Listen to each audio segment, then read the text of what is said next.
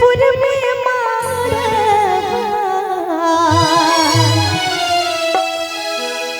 बड़ा सुहावन लागे।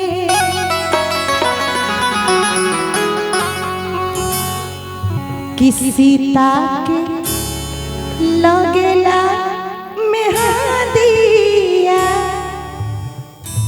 बड़ा रे पावन लागे।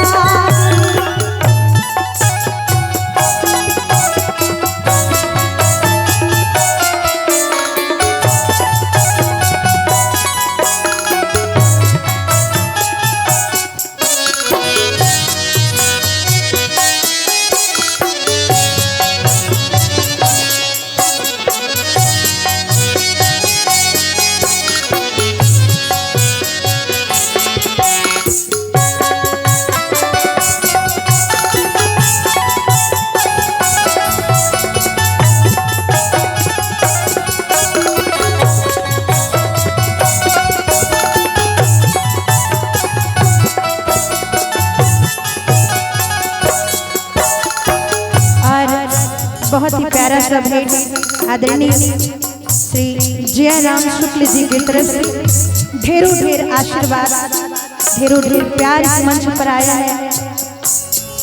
आपको इस मंच के माध्यम से बहुत बहुत धन्यवाद देते हैं। हारे हारे बचावा कौशले हो जनक बाबा।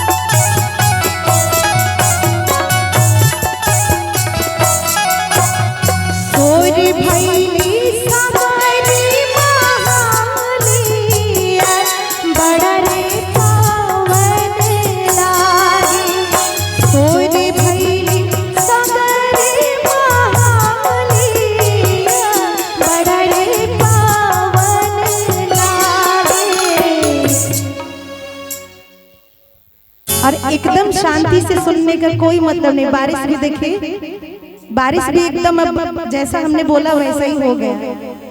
पता था कि आप लोग इतने प्यार से, इतने मोहब्बत, इतनी शिद्दत के साथ बैठे हैं, तो बारिश की क्या मजाल है कि किसी का कुछ नुकसान कर ले, है ना। चेहरे पे स्माइल रहनी चाहिए। और आशीर्वाद गीत है, मांगलिक गीत है, पता चलना चाहिए कि आप लोग उसमें उपस्थित हैं, बैठे हैं आशीर्वाद देने के लिए। कि आजू मिथिला नगरिया निहाल सखिया, कि आजू मिथिला नगरिया